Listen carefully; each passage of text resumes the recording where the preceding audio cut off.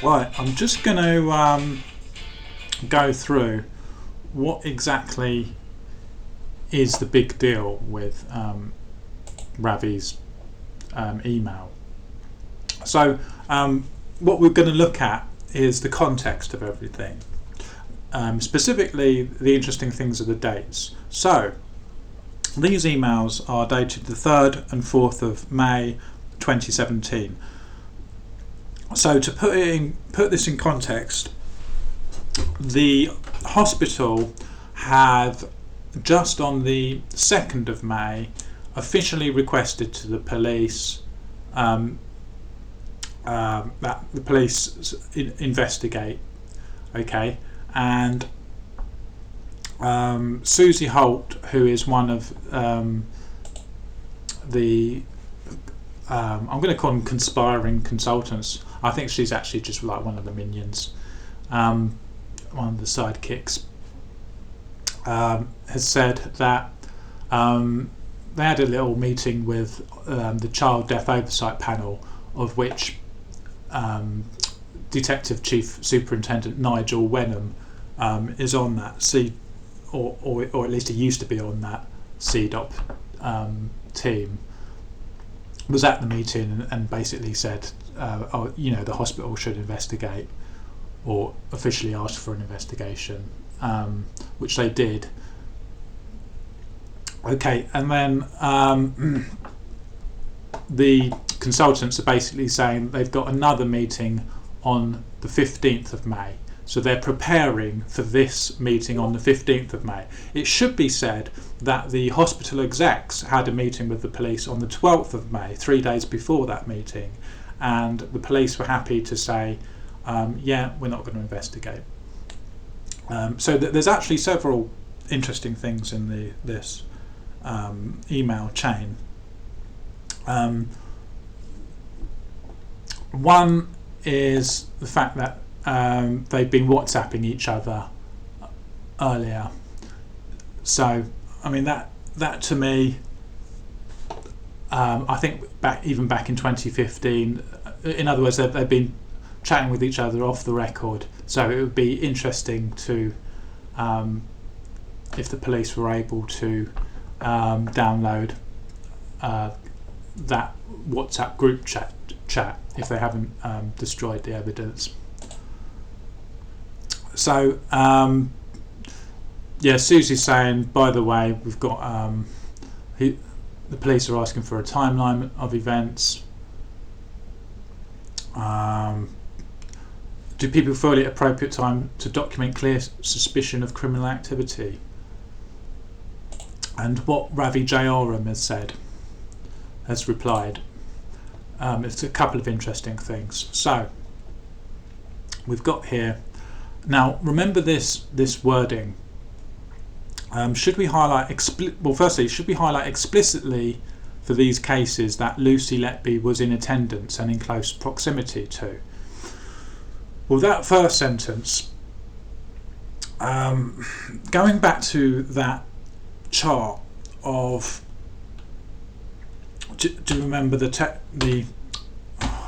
Texas shooter chart? If I go on, I'll back to the schools video. And there is also a... Quiet, Susan. So this chart, this was a while ago.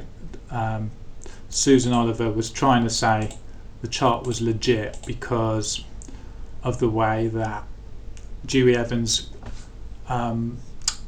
interpreted the data, and what we were trying to tell her, and she wouldn't listen and instead banned everyone. What we were trying to tell her was that the clinical notes of the 30 babies that were sent to Dewey Evans had been cherry picked by the consultants. We knew that, everyone knew that, but it wasn't in black and white anywhere until now, where we've just seen Ravi saying, "Shall we do this?" I mean, it was a given to us, but I mean, if you are autistic like Susan Oliver, perhaps you can only interpret data that is in black and white and put in front of you, rather than reading between the lines like we do. So basically, she was saying that let's say Dewey Evans did indeed receive a list of 30 babies and did indeed anonymously put forward that these ones he felt were criminal, and let's say he never saw the name Lucy Letby on the data. Again, that's sort of disputed whether or not he did or not. But let's give him the benefit of the doubt. It doesn't matter what deaths that he put forward to the police, because they'd been pre-cherry picked. The deck was already the deck had already been stacked with extra kings and jokers and queens, that no matter what cards he dealt, they were always going to be Lucy on shift. So I mean, we all obviously knew this. It was a given because of the grievance, and they're getting the collapses from they're getting the data from the consultants. It was a given to us, but perhaps to some people who don't understand, it wasn't a given. So that's one point of interest. So I'm against the clock here. I'm going to try and speed up. And the next point of interest is, so remember this phrasing, in attendance and in close proximity to.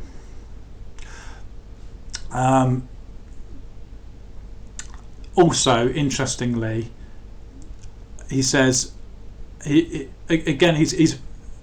discussing whether they should put in, should we say, for example, air embolism, the review paper attached. So they put in the Shuley paper, attached in the Shuley paper, describe such rashes in air embolism. So here, for a complete fact that they're discussing giving the air embolism idea to the police.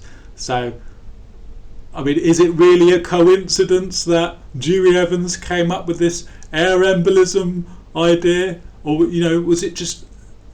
I've got zero confidence that Dewey Evans came up with air embolism on his own.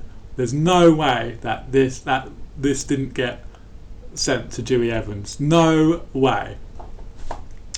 So that's another thing of interest. And what else have we got? So what he says amongst these suspicious collapses is baby K.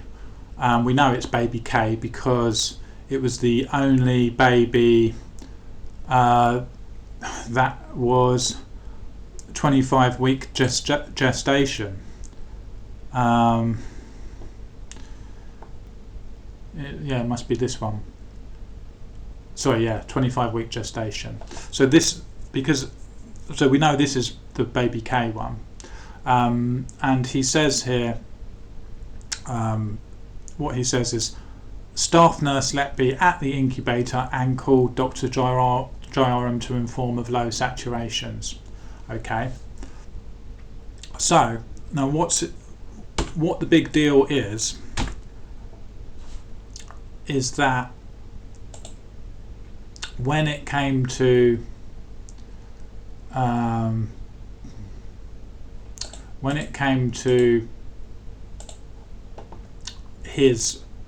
the trial and the police statement, he said the opposite. But one point here in the Daily Mail, it says here, neither Dr. Jairam's claim that Letby called him for help, nor that he thought the baby's death was explained by issues associated with extreme prematurity made it into the final version of the document that the consultants sent to the police. So that's an important fact there. So he had picked up that little tidbit that Lucy had called him, and then edited it out, and then only 11 days later, when they have this meeting on the 15th of May, he says to Nigel Wenham and Paul Hughes,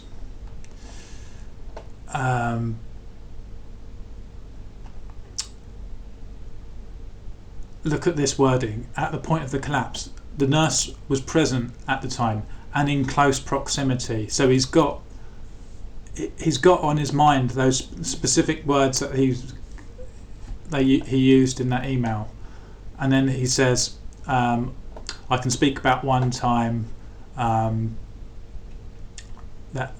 did collapse but survived 27 weeks, was stable, had breathing tube down, good ventilation, named nurse, i.e. nurse assigned to care for baby during that particular shift, had gone out of the nursery. I went back in, the baby's oxygen level had dropped. First thing to do, disconnect baby from the ventilator and bag.